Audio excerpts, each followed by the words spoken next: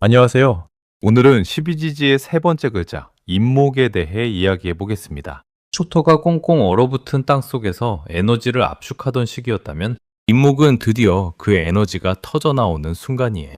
씨앗이 껍질을 뚫고 싹을 내미는 그 폭발적인 순간이요. 음양으로는 양, 오행으로는 목, 솟구치는 봄의 기운이에요. 천간으로는 간목과 기운이 닮아 있으며 구부러지지 않고 꺾이지 않고 오직 위를 향해 직선으로 뻗어나가는 힘을 의미합니다. 동물은 호랑이예요.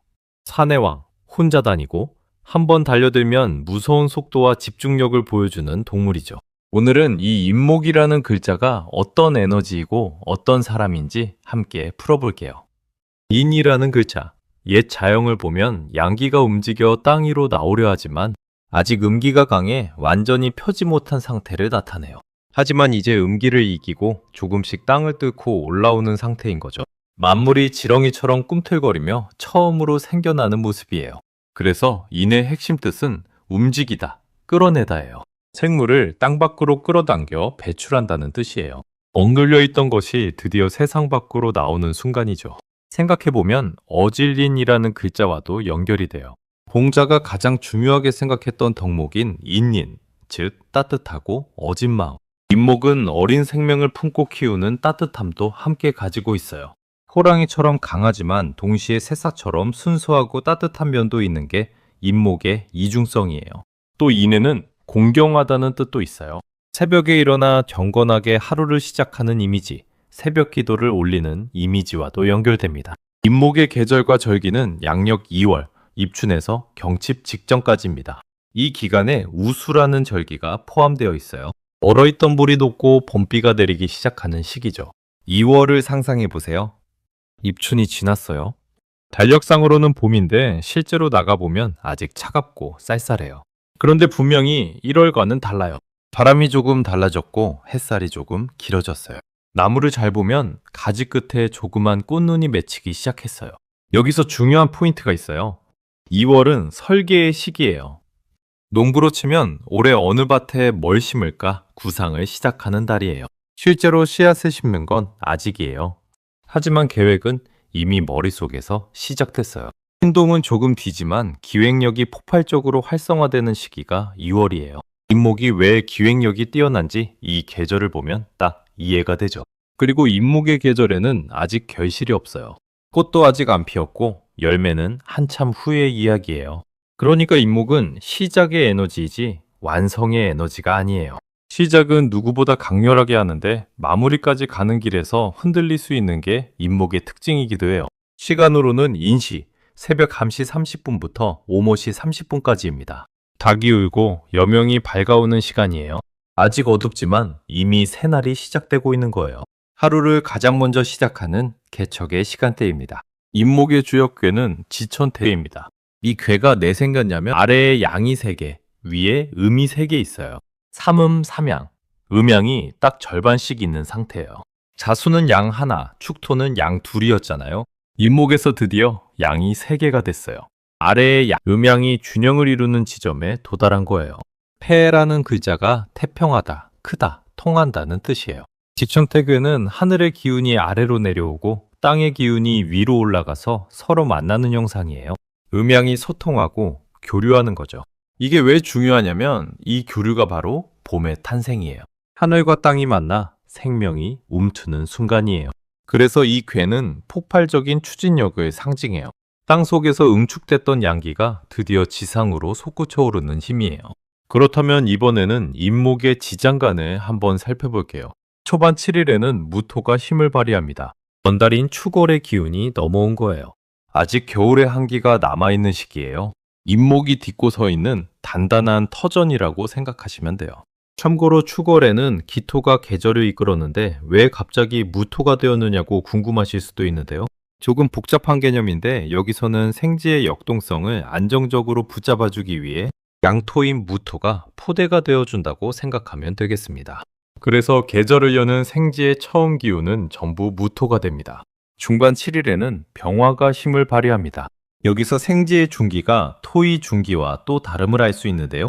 토는 이전 계절의 기운을 마무리했습니다. 겨울의 토인 축토가 금의 기운을 마무리했고 그것이 축중신금으로 보였죠. 생지는 반대로 다음 계절의 기운을 품고 있습니다. 봄이 시작하면서 벌써 여름을 향한 운동성을 보이는 거죠. 나무가 태양을 간절히 원하는 모습이 반영되었다고 봐도 좋습니다. 임목은 본능적으로 화를 향해 나아가려는 의지, 즉 목생화의 욕망이 매우 강해요. 현실에 안주하지 않고 계속 더 밝은 곳, 더 뜨거운 곳을 향해 달려가는 기질이 여기서 나옵니다. 역마의 기운도 이 병화에서 나와요. 한 곳에 머무지 못하고 끊임없이 움직이려 하는 거예요. 후반 16일에는 본 기운인 간목이 힘을 발휘합니다. 간목의 본질이에요.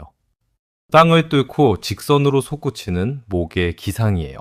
굴복하지 않는 자존심, 시작의 에너지, 어떤 장벽도 뚫고 나가는 힘. 이게 임목의 진짜 주인공이에요. 이 구조를 보면 임목이 왜 그렇게 추진력이 강한지 이해가 돼요. 단단한 무토 위에 서서 태양인 병화를 품고 하늘을 향해 직선으로 뻗어오르는 간목의 기상. 이 세 가지가 합쳐진 에너지가 임목이에요. 그렇다면 이번에는 임목을 가진 사람들의 성격을 볼게요. 첫째, 호랑이처럼 독립적이고 자존심이 강합니다. 호랑이는 무리를 짓지 않아요. 혼자 산속을 누비고 자기 영역이 확실하죠. 임목도 그래요. 남의 지시를 받는 것을 굉장히 싫어해요. 누군가 밑에서 일하는 것보다 자기 영역을 구축해서 독자적으로 움직이고 싶어 해요. 리더십이 자연스럽게 나오는 타입이에요. 그리고 한번 목표를 정하면 무서운 속도와 집중력으로 달려드는 추진력이 있어요. 호랑이가 먹이를 낚아채는 속도처럼요. 둘째, 기획력이 천재적입니다. 2월이 설계의 시기라고 했죠? 임목은 기획, 계획, 아이디어를 내는데 타고난 재능이 있어요. 이걸 이렇게 하면 어떨까? 라는 아이디어가 끊임없이 나와요. 창의적이고 진취적이에요. 다만 시작은 정말 잘하는데 마무리가 약한 경우가 있어요. 새로운 아이디어가 계속 나오다 보니 하나를 끝내기 전에 다음이 시작되기도 하거든요. 시작이 반이다라는 말이 임목을 위한 말인 동시에 나머지 반은 잘 못할 수 있다는 주의사항이기도 해요. 셋째, 어린아이처럼 순수하고 즉각적입니다. 이게 임목의 정말 매력적인 부분이에요. 갓 태어난 새싹처럼 순수하고 호기심이 많고 사람을 잘 믿어요. 의심이 없어요. 그래서 사람 관계에서 상처를 입기도 쉬워요. 또 감정을 숨기지 못해요. 화가 나면 티가 나고 기분이 좋으면 온몸으로 표현해요. 평소에는 점잖은데 자존심을 건드리면 용수철처럼 튀어오르는 폭발적인 기질이 있어요. 대신 뒤끝은 없는 화끈한 성향입니다. 넷째, 미래를 향한 강렬한 지향성이 있습니다. 임목 속에 병화가 들어있다고 했잖아요. 이 태양을 향해 달려가는 본능이 있어요. 현재보다 미래가 더 중요해요. 지금 이 자리에 안주하지 않고 더 좋은 것, 더 큰 것을 향해 계속 나아가려 해요. 역마의 기운이 있어서 한 곳에 오래 머물기 어려울 수도 있고 여행이나 이동을 좋아하는 경우도 많아요. 자, 이번에는 임목의 물상을 살펴볼까요? 임목은 한마디로 솟구치고 연결하고 뻗어나가는 것들이에요. 자연에서는 호랑이, 거목소나무, 새싹이에요. 산속의 왕이자 굽히지 않는 절개를 상징하는 것들이죠. 위로 뻗어나가는 이미지예요. 건축 구조물로는 고층 빌딩, 기둥, 탑, 전봇대예요.